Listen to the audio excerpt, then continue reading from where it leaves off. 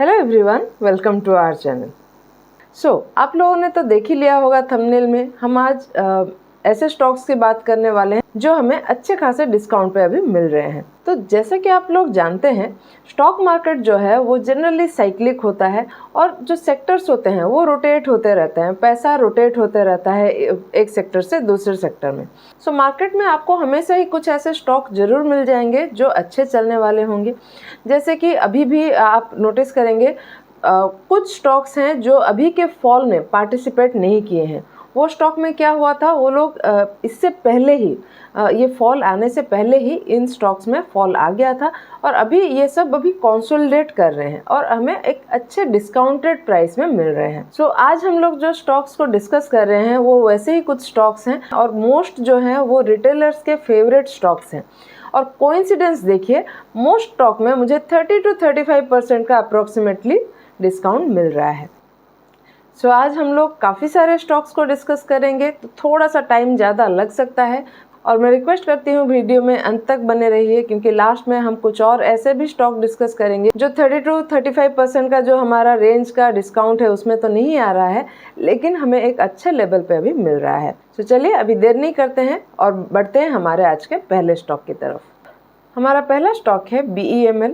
इसको हम daily time frame में देख रहे हैं और आप देख सकते हैं स्टॉक जो है अभी रिसेंट जो फॉल आया है उसमें ज़्यादा नीचे नहीं आया है, पार्टिसिपेट नहीं किया है और अभी कंसोलिडेट ही कर रहा है। अगर इसको मैं मेज़र करूं तो आप देखेंगे अभी स्टॉक जो है हमें करीब 33% के डिस्काउंट पे मिल रहा है। यहाँ पे हम नोटिस कर सकते हैं स्टॉक अभी एक सपोर्ट के पास कंसोलिडेट कर रहा है और अगर मैं EMA प्लॉट करूँ तो आप देखेंगे स्टॉक अभी 200 डे EMA के पास भी सपोर्ट ले रहा है। स्टॉक हमें अभी एक काफ़ी अच्छे डिस्काउंटेड प्राइस में मिल रहा है। चलिए यहाँ पे देख लेते हैं हमारे नेक्स्ट रेजिस्टेंसेस कहाँ पे हैं। यहाँ पे हमारे लिए सबसे पहले जो रेजिस्टेंस बन रहा है, ये जो EMA का हमारा लेवल है 3900 के आसपास का, और नेक्स्ट जो रेजिस्टेंस है हमारा वो है 4200 के आसपास, और जो 3520 का आसपास का लेवल है ये स्टॉक के लिए एक स्ट्रॉन्ग सपोर्ट है। तो स्टॉक अगर यहीं से अप मूव करना चालू करता है तो हमारे लिए ये एक अच्छा अपॉर्चुनिटी बन सकता है, क्योंकि स्टॉक हमें एक काफ़ी अच्छे डिस्काउंटेड प्राइस में अभी मिल रहा है और ये जो EMA के लेवल का हमारा रेजिस्टेंस है इसको अगर क्लियर कर देता है तो हमें आगे 5500 तक के अच्छे टारगेट्स मिल सकते हैं। लेकिन ये भी ध्यान में रखने का ज़रूरत है, ये जो सपोर्ट का लेवल है 3520 के आसपास का, ये एक स्ट्रॉन्ग सपोर्ट है। इसके नीचे अगर स्टॉक किसी भी रीजन से आ जाता है तो स्टॉक यहाँ पे थोड़ा वीक हो सकता है। वीडियो में आगे बढ़ने से पहले चलिए जान लेते हैं फिनग्रेड के बारे में। फिनग्रेड एक ऐसा प्लेटफॉर्म है जहाँ पे आप फ्री में बहुत सारे कोर्सेज अवेल कर सकते हैं स्टॉक मार्केट के बारे में। यहाँ पे आप कोर्सेज में जाइए और आपको बहुत सारा कोर्स का ऑप्शन मिल जाएगा, और आप फ्री कोर्सेज में अगर जाते हैं उसके अंदर आपको बहुत सारे वीडियोस मिल जाते हैं जहाँ से आप फ्री में बिल्कुल भी एक भी पैसा पे किए बिना आप अच्छे से स्टॉक मार्केट के बारे में सीख सकते हैं। जैसे यहाँ पे एग्जाम्पल में कैंडल स्टिक के बारे में है, फिर ऑप्शन ट्रेडिंग के बारे में है, फिर वैल्यू इन्वेस्टिंग के बारे में है। ऐसे बहुत सारे कोर्स आपको फ्री में मिल जाते हैं। और ऐसा नहीं है कि फ्री में है तो आपको 5-10 मिनट का वीडियो मिलेगा, आपको काफ़ी लंबे डिटेल्ड वीडियोस भी इसमें मिल जाते हैं 3-4 घंटे। और अगर आप इसको फ्री में अवेल करना चाहते हैं तो डिस्क्रिप्शन बॉक्स में हमारा लिंक है, उसके थ्रू जाके आप ये कोर्स को अवेल कर सकते हैं। यहाँ पे आपको सब्सक्रिप्शन का भी ऑप्शन मिलता है, आप पेमेंट करके सब्सक्राइब करके आप और भी इन डेप्थ अगर नॉलेज लेना चाहें वो भी कर सकते हैं। नेक्स्ट स्टॉक है पारस डिफेंस। तो ये स्टॉक को भी अगर हम मेज़र करेंगे तो हमें ये करीब 34-35% के डिस्काउंट पे मिल रहा है। तो यहाँ पे भी एक अच्छा अपॉर्चुनिटी बन सकता है, क्योंकि ये स्टॉक ने भी पार्टिसिपेट नहीं किया है रिसेंट फॉल में, और ऐसे मार्केट में भी स्टॉक ऑलमोस्ट फ्लैट ही चल रहा है, साइडवेज ही चल रहा है। और फिलहाल ये 100 डे EMA के पास ये एक रेजिस्टेंस फेस कर रहा है। तो ये जो 1130 के लेवल का ये रेजिस्टेंस अगर स्टॉक में क्लियर हो जाता है तो स्टॉक में एक मोमेंटम गेन हो सकता है। और यहाँ पे अगर सपोर्ट और रेजिस्टेंसेस की बात करें तो 1256 का जो लेवल है ये एक नेक्स्ट रेजिस्टेंस का लेवल हो सकता है, क्योंकि ये हमारा लिस्टिंग का प्राइस है अगर हम देखेंगे। और उसके बाद स्टॉक में हमें एक और रेजिस्टेंस दिख रहा है 1350 के आसपास का, और उसके बाद स्टॉक सीधे 1596 के आसपास का लेवल को टच कर सकता है।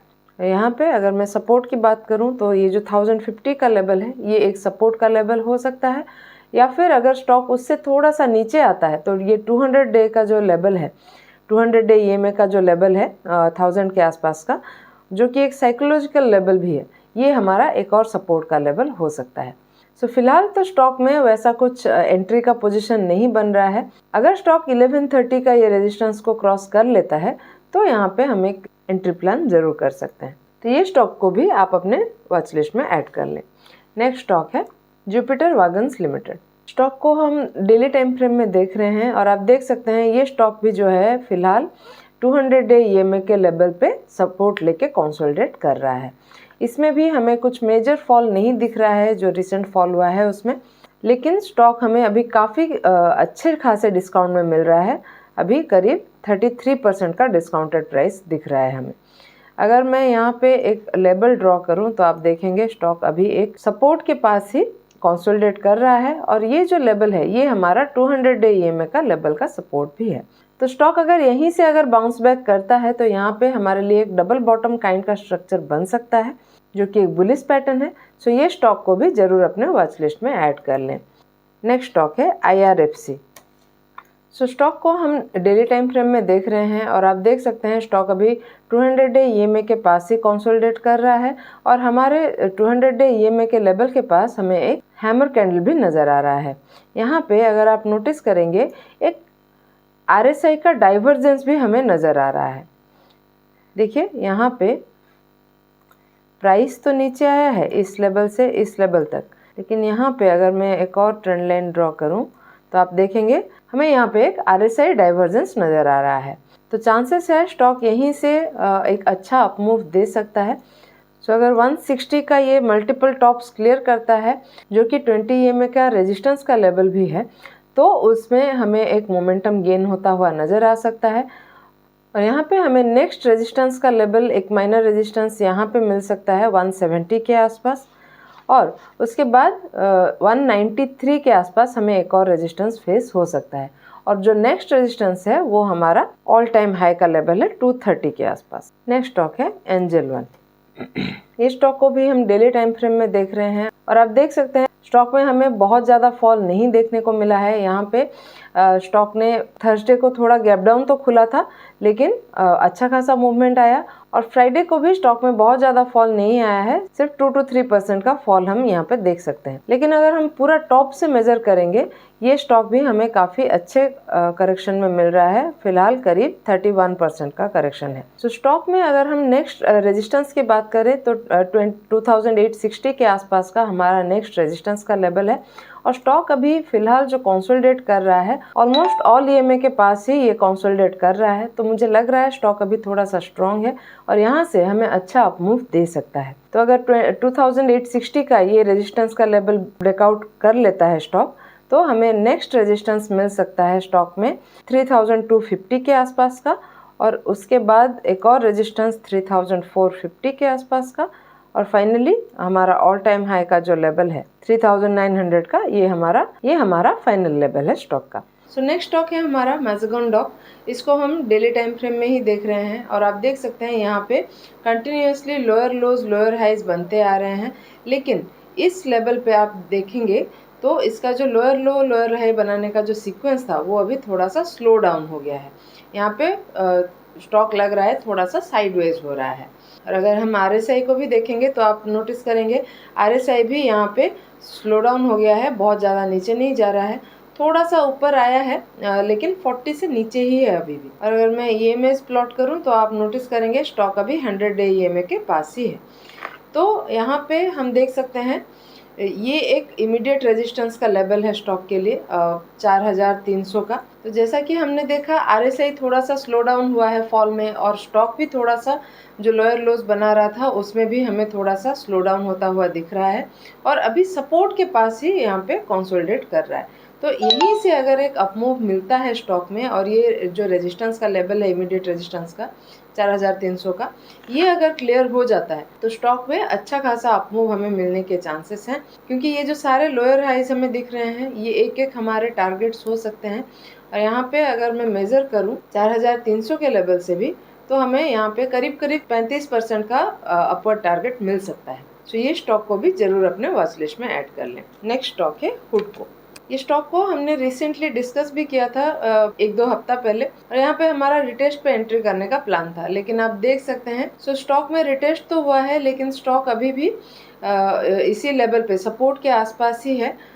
हमें कुछ वैसा बुलिश सिग्नल यहाँ पे मिला नहीं है। लेकिन अगर हम नोटिस करेंगे, ये जो लेवल हमने ड्रॉ किया है 225 से 230 का, ये स्टॉक के लिए पहले रेजिस्टेंस था, और इस लेवल से जब ब्रेकआउट हुआ है तो स्टॉक के लिए ये एक अच्छा खासा सपोर्ट भी बना है।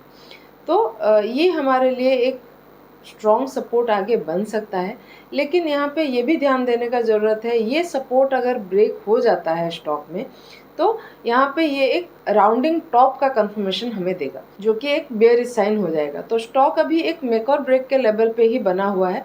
तो यहाँ से अगर हमें अपमूव मिलता है तो हमें करीब 350 तक का टारगेट मिल सकता है। अगर यहाँ से ब्रेकडाउन हो जाता है तो स्टॉक में थोड़ा डीप करेक्शन आने की भी चांसेस है। तो दोनों तरफ के लिए हमको यहाँ पे प्रिपेयर रहना पड़ेगा। सो ये तो हो गए वो स्टॉक जिनमें हमें 30 to 35% के डिस्काउंटेड प्राइस में स्टॉक मिल रहे हैं। चलिए अभी कुछ ऐसे स्टॉक को देख लेते हैं जो अभी डिस्काउंटेड प्राइस में तो मिल रहे हैं, लेकिन हमारे 30 to 35 के रेंज में नहीं आ रहे, इसलिए मैंने उनको थोड़ा अलग ही रख दिया है। पहला है कोचिन शिपयार्ड लिमिटेड। तो यहाँ पे अगर मैं एक जोन ड्रॉ करूँ तो आप देखेंगे स्टॉक अभी एक सपोर्ट के लेवल पे ही बना हुआ है, और अभी 200 डे ईएमए के पास ही कंसोलिडेट कर रहा है। अगर आप देखेंगे तो ये 200 डे ईएमए के पास ही कंसोलिडेट कर रहा है।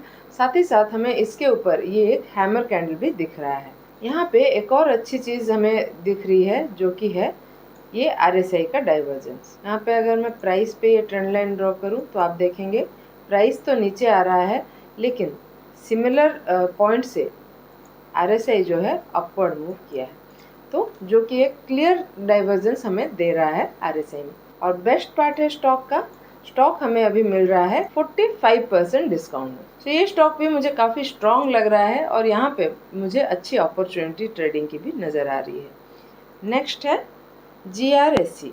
इस स्टॉक को हम डेली टाइम फ्रेम में देख रहे हैं, और आप देख सकते हैं यहाँ पे जो फॉल हुआ था स्टॉक में वो अभी स्लो डाउन हो गया है, और अभी स्टॉक में एक इनडिसाइसिव सिचुएशन बना है। तो अगला जो हमारा ट्रेडिंग सेशन रहेगा मंडे का, तभी हम यहाँ पे कुछ डिसीजन ले सकते हैं। लेकिन फिलहाल अगर मैं यहाँ पे देखूँ तो स्टॉक अभी एक पास्ट सपोर्ट के पास बना हुआ है। तो आप देखेंगे ये जो 1745 का लेवल है, ये एक माइनर रेजिस्टेंस का लेवल है। इससे ऊपर स्टॉक में हमें अच्छा मूवमेंट मिल सकता है, और 2000 का जो लेवल है इसके ऊपर हमें अच्छा खासा मोमेंटम यहाँ पे गेन हो सकता है, क्योंकि उसके बाद स्टॉक में कुछ वैसे मेजर रेजिस्टेंसेस हमें नज़र नहीं आ रहे हैं।